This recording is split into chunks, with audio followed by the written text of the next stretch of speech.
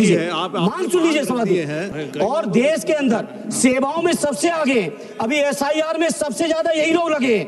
शिक्षा मित्रों को केवल 10,000, आंगनवाड़ी को केवल 5,000, सहायकों को केवल 2700 और अनुदेशकों को केवल 8700। स्थायी कर्मियों की जो सुविधाएं, सेवाएं, स्वास्थ्य लाभ है, बीमा।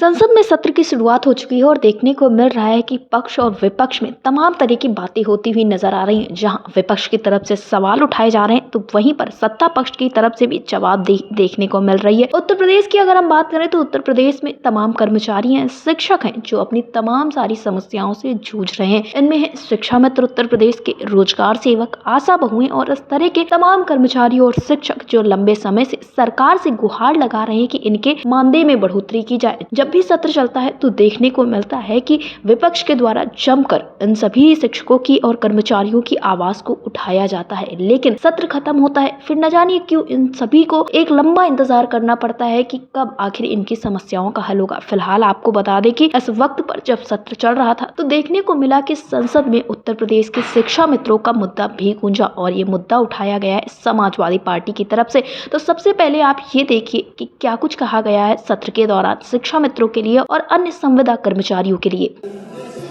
सभापति जी, मैं आपके माध्यम से उत्तर प्रदेश के 18 लाख से ज्यादा और देश के कई करोड़ संविदा कर्मियों की समस्याओं को आपके बीच रखना चाहता हूं। सभापति जी, संविदा कर्मियों की नौकरी की असुरक्षा, वेतन की कमी, नियमित लाभ नहीं मिलने से बहुत, सभापति महोदय, मैं समझता हूं समाज में सबसे परेशान, उपेक्षित, निरीह हैं। सभापति जी, आशा बहुओं को केवल 2,000 रुपए मिल रहे हैं, रोजगार सेवकों को केवल 8,850, शिक्षा मित्रों को केवल 10,000, आंगनवाड़ी को केवल 5,000, सहायकों को केवल 2700 और अनुदेशकों को केवल 8700, पंचायत शाखा को केवल 5,000, रसोइयों को केवल 2,000। सभापति महोदय, ये है उनकी मानदेय।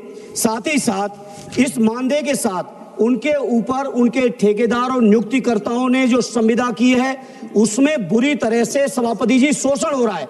सभापति जी सुन लीजिए, बहुत गंभीर मामला है। और देश के अंदर सेवाओं में सबसे आगे, अभी एसआईआर में सबसे ज्यादा यही लोग लगे और कई एक की आत्महत्या कर चुके हैं, इनको हार्ट अटैक हो चुका है। इसलिए सभापति जी मेरी एक दो मांग सुन लीजिए, मांग सुन लीजिए सभापति। मेरी सीधी मांग है, केंद्र सरकार जो 5 ट्रिलियन इकोनॉमी की बात करती है, दुनिया की तीसरी चौथी अर्थव्यवस्था की बात करती है, उत्तर प्रदेश सरकार भी दावा कर, सर एक मिनट सुन लीजिए, इन कर्मचारियों को स्थायी किया जाए। स्थायी कर्मियों की जो सुविधाएं हैं, सेवाएं हैं, स्वास्थ्य लाभ है, बीमा, उनके परिवार की सेवाएं हैं,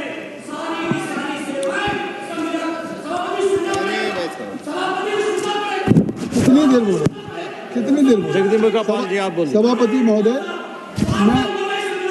मैं आप बोल चुके ना, आप बोल चुके,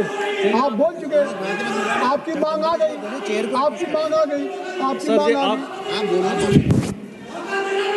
तो मांग कर लो ना, बोलो ना, आप उनसे बात क्यों करो? आप चेयर से बात कीजिए, आप चेयर को बोलिए सर। आप बोलिएगा नहीं तो कर लो यार, करोगे उधर नहीं। हम आपको मौका देंगे, आप बैठिएगा। आप 30 सेकंड में आप डिमांड रखिए, आप अपना डिमांड एक महीने में एसआईआर कराएंगे, उनको सुविधाएं नहीं देंगे, ये सभापति जी बर्दाश्त नहीं कर पाएंगे। इसलिए उनको स्थायी करिए, उनको सारी की सारी जो सेवा शर्तें, वो शर्तें दीजिए। ये सर